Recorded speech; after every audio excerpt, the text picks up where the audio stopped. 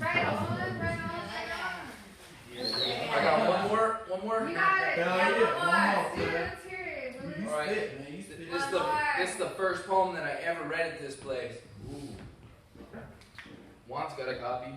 I have a copy of mine. Jessica has a copy. Jessica has a copy too. This poem's called The Keeper. Oh, Nothing stirred in this midnight of hours, pent in the heights of these towering towers.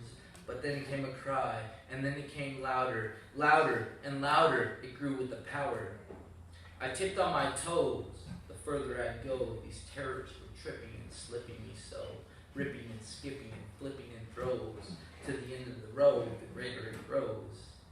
It came from this place where convicts await a sentence to die in the harshest of fates, granting them solace, just even a taste. I was their keeper, a last friendly face.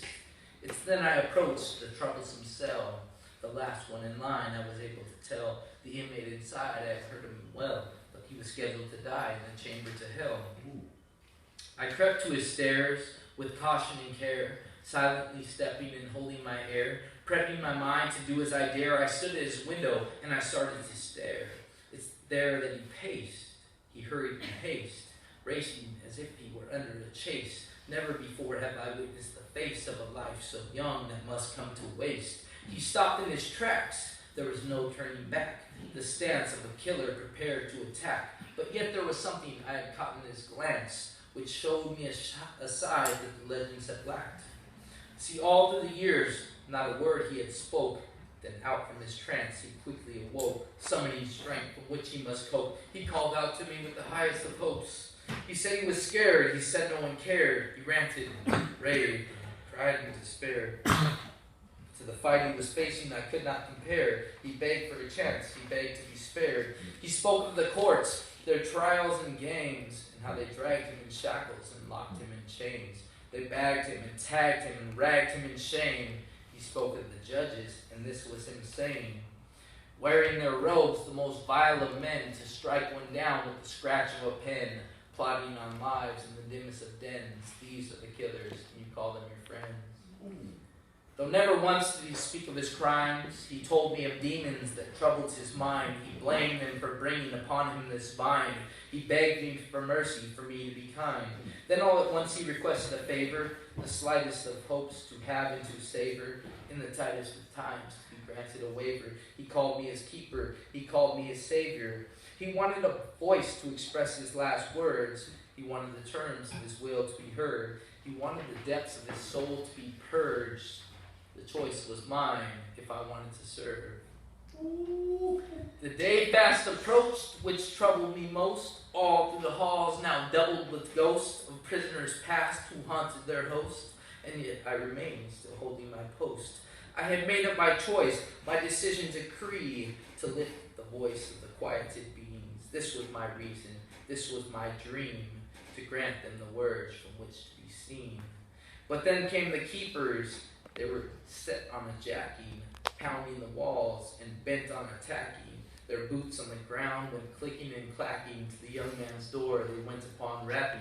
Your time has come, now let this be done. You are the one for whom we have come. Grant us this pleasure, this moment of fun. We are the keepers, compassion for none. He wouldn't come out. He screamed and he'd shout till they opened the door and lashed him about. With blows that smashed and gashed him about, till he crashed to the floor and they thrashed him about. It's then that he screamed, the most piercing of screams, succumbed to the force of the fiercest of teams, numb from the blows that ruptured his spleen, and his lungs that swelled to internally bleed. Though never once did I lift up my fist to strike at the ones reacting in fits. However, I watched with inaction to this, and upon my soul it always will sit. Raised to his feet, they marched him about, immune to his cries, his screams, and his shouts. Death will be served, not leaving a doubt. Now from the keepers, a whisper of mouth. You chose to resist? Now listen to this. Get ready to die, never be missed. Your body will fry and burn to a crisp. Get into the chair and turn up your wrist. The keepers converged and horribly wrangled the bulk of the boy, so heavily mangled, wrapping his wrist and winding his ankles, then strapping his neck to the verge of a strangle. He couldn't resist. The hands that held him had turned into fists that smothered his cries with hit after hit. He begged for his mother and begged him to quit. He said she would be there, and he knew where she'd sit. The warden entered and demanded it quiet. He commanded the keepers and ordered compliance. He remanded the room, and daring defiance, he cleared his throat, and all became silent. Disregard the charges, the orders that be, to list them off. There isn't a need. The benches are bare, and that you may see, no family is there to witness this deed.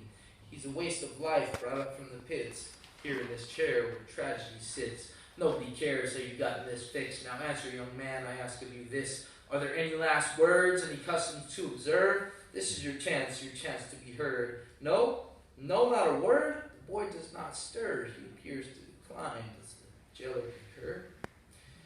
This was my chance, but words wouldn't reach the tip of my tongue to allow me my speech, to allow me the wisdom that I promised to preach. Forgive me, young friend, our contract is breached.